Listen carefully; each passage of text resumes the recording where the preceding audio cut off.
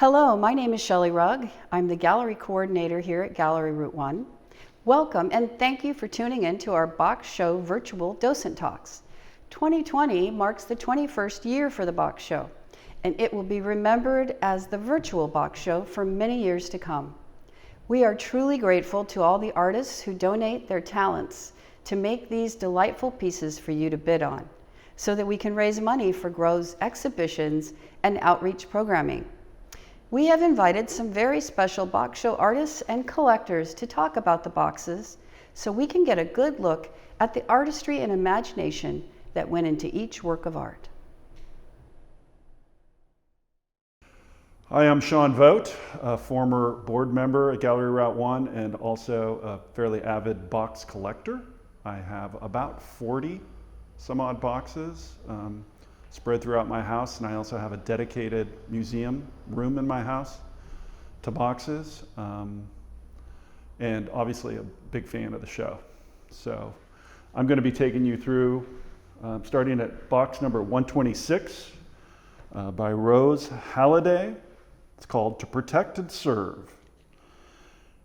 The statement is a realization of the police motto, personified by the Pacific salmon, whose very life cycle is a model of protection and service, and was the basis for community government in First Peoples of the Northwest.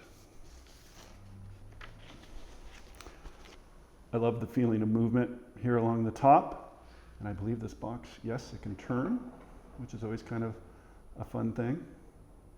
So the movement is both visual and real.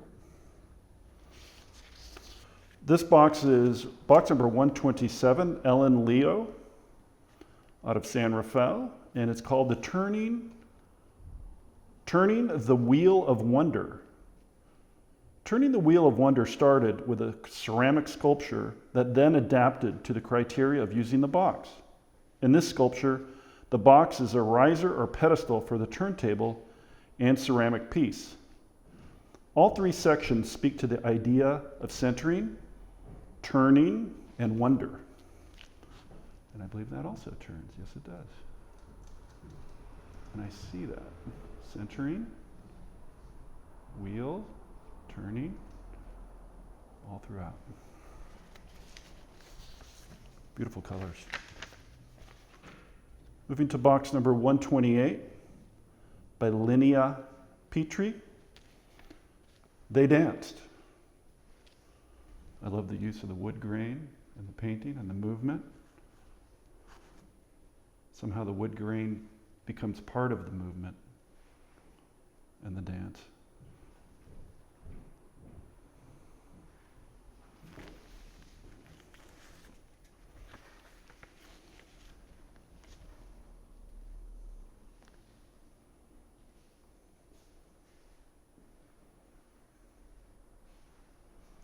Moving on to box number 129 by Shelley Friedman. The Cruiser Puzzle. About 10 years ago, I bought a little 4-piece puzzle at a game shop. It sits on my coffee table, amusing and frustrating many guests. The puzzle is designed by Stuart Coffin and is called the Cruiser Puzzle. I've copied the design, enlarged and decoupaged the pieces and frame for the box show. And my guess is you can take this apart, put it together, and I'm sure it actually is a puzzle. And it has some kind of card here too. Let's take a look at that. Oh yeah, a little artistic merit there. The card as well. It's kind of a little difficult to open, but that's obviously hand done as well. Just the piece.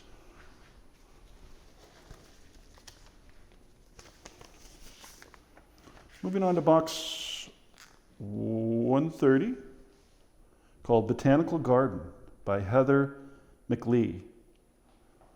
It's a mixed media, pine wood box with printed matter. Dried botanicals, hawthorn berries, rose petals, calendula flowers, violet leaves, lavender glass vials, cork, and gold leaf paint.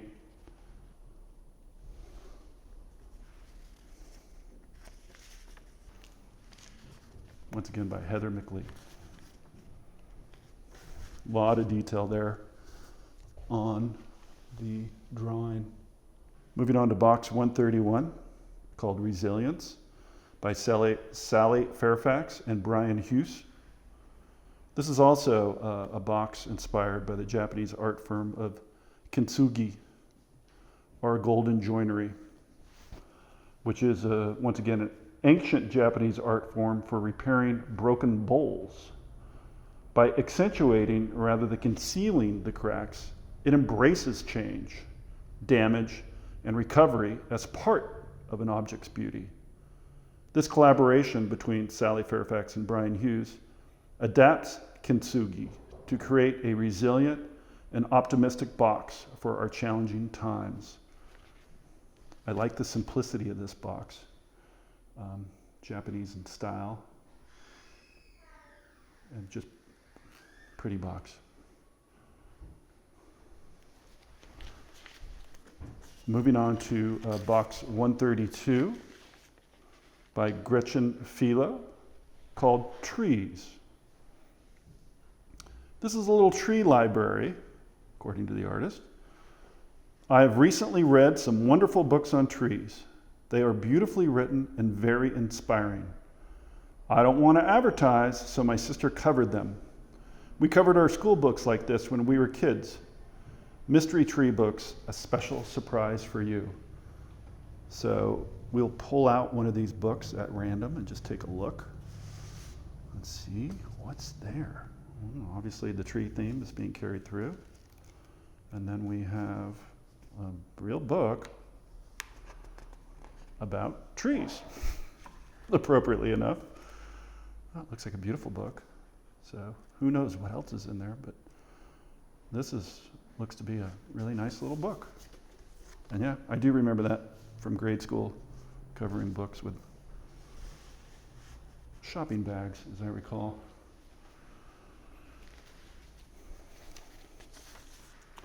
Moving on to box number 133. This box is called Muir Wisdom by Leslie Kirchak. Sorry, Leslie, if I butchered that a bit. Her statement is the following. Clearing out my attic recently, I rediscovered the mirror for the telescope I had made decades ago with the San Francisco Sidewalk astronomers. It fit neatly into my box, and I wondered about using it. It began to feel like a symbol of our human need to explore, to see further and deeper into the universe, hoping to know more of our purpose and origins. As I lined up some little figures from my sand tray collection around the edge of the mirror, it seemed these little icons related to religion, science, music, fate, time, and nature represented all living things who for eons have peered into the mysteries and the mirrors looking for truth. The box is encircled with images of various patterns in nature, part of the underpinning of the creation we are part of. With the help of my friend Richard Vacha, I softened the square edges of the box to be more congruent with the fluidity of nature's designs and the round and beautiful earth, our home planet for this existence so fraught with pain and joy and possibility. That's box 133.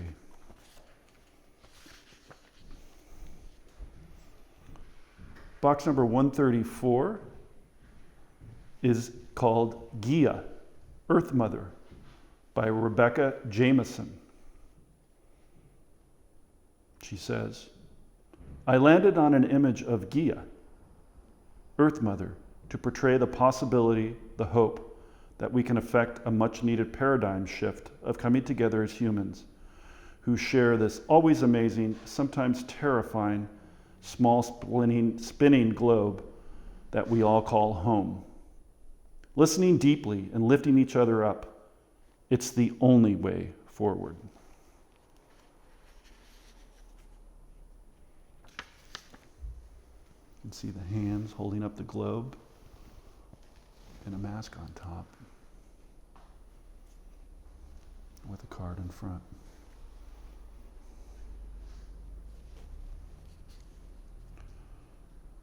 Moving on to box 135. I think this box is great for its texture and use of material. It just has such an organic feel to it. Something I particularly like in boxes. This box is by Phoenicia Thomas Fokinshaw. Fokinshaw, hope I'm pronouncing that correctly. And it's called Winged. And the creator didn't make a statement in words, but certainly the image and the texture of the box itself speaks to me anyway.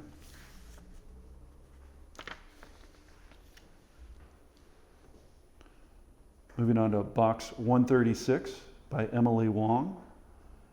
My Neighbor's Flowers. I painted my box this year with gel pens, crayons, and acrylic paint, using photographs of my neighbors and the community garden. Oh, and the canal community garden, excuse me. This box has drawings on all, if not most, of the sides.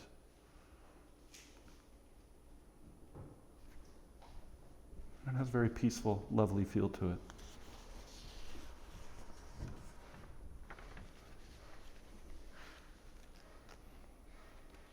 Moving on to box number 137.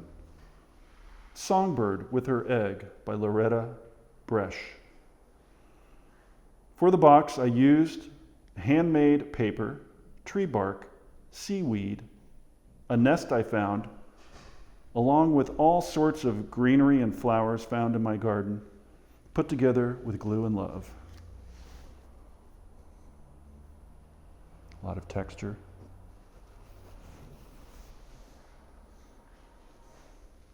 On all sides.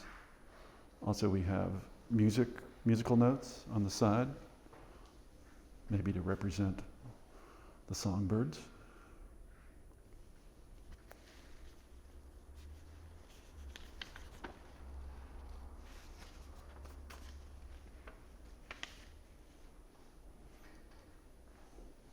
Moving on to box number 138 by Valerie Helton, Saishi, which is the Japanese word for stillness. Saishi, I believe. At the end of the day, even the most skilled warriors need a place to rest and feel safe. May you find a peaceful resting place to revive and restore.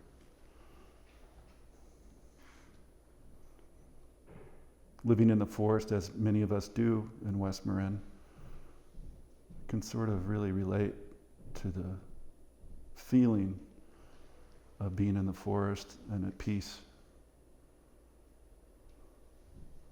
And those that aren't lucky enough to live out here can get this box and get a semblance of that peace through art.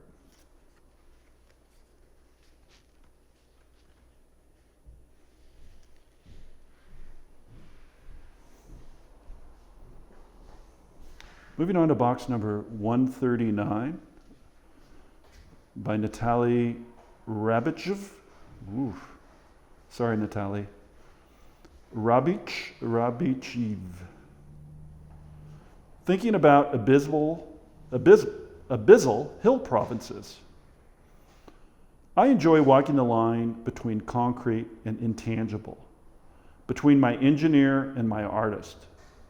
I also have a strong relationship with water that I often embrace in my work. This piece is my deconstruction of the ocean, as well as a representation of my academia-filled mind as I embark on the journey of my adult life.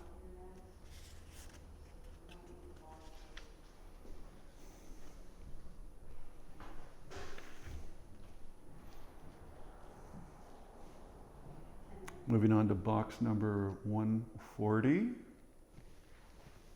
Box number 141 by Ian Cameron Hawkins, called Fuji. Ian uses Legos to create a colorful vision of shadow and light, building an abstract interpretation of the inspirational hero font from the Tarot Major Arcana and the 7 directions. That would be north, south, east, west, above, below, and within. Oh, I like that sentiment. I happen to be a big Lego fan, so I love this. And I love the texture and the colors down below. Moving on to box number 142.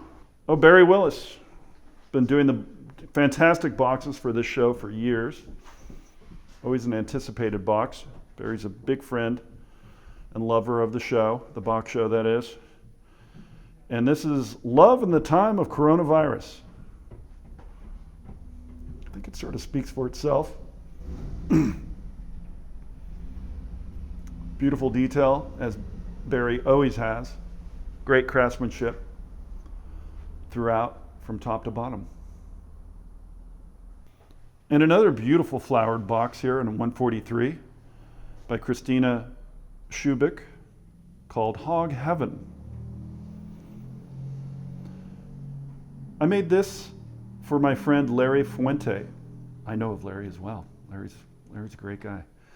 Artist extraordinaire. Earlier this month, he lost his home, studio, and all his magnificent artwork in a fire, and this would make him smile. Love you, Larry. Yeah. A lot of you might know Larry Fuente. He's been on the cover of National Geographic and several art magazines, and famous for his, I think they're Cadillacs, where he glues literally tens of thousands of ornaments onto the vehicle, turning them into just incredible works of art. It's a nice tribute to him.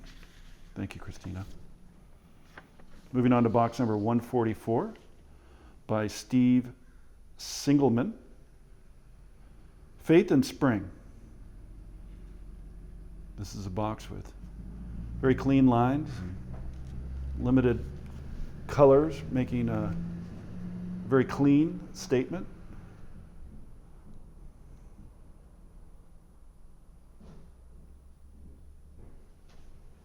I feel it.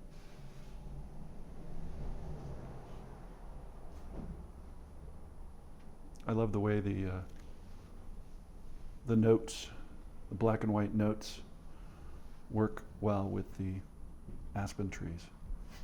Black and white really makes that green earth pop. Nice box. Box 145. Think. An imperative for these times. Think is the 5th box show entry by John Coveney. This is the 4th in a series which have featured play with letters. Love was first, composed of stacked letters, too big to be contained by a box. Vote, that's V-O-T-E, came next, spelled an important message for 2018, more explicitly. WTF, with its cartoonishly overlapped letters, emphasized 2019 and now. Think, T-H-I-N-K, which now is completely outside of the box. Ask us to both do that and then act. For these times, depend on it. I like that statement. And the statement the box is making. Literally think outside the box. All right, we're moving on to box number 146 by our good friend LaRonda Buccarelli, called Boxed In Bunnies. LaRonda is gotten increasingly famous at the box show for her incredible miniatures. I happen to own her very first box she ever did, and another one. And every year, her boxes have gotten more detailed and more lovely, and this is no exception. What she says about this is, ever wonder who looks after the country mansions when the owners are away? The locals do. And in this case, it's a bunch of bunnies. And LaRonda was just here talking about her box, and I know she's going to add a few more bunnies, I think she said, and there's going to be a little more work to this box. But she was going for a more natural look, so the box remains unpainted and lit. So it would work well in a dimly lit room because it has its own lighting. Moving on to box number 147 by Teresa Donahue. And it's called Pand Om Ik Om Ik Wiz Om. That's P-A-N-D Om O-M dash I-C Wisd W-I-S-D dash O-M. So I see a face. I see a face in a mask. I think I see a woman's face in a mask. And if I looked harder, I'm sure I could see some other stuff too.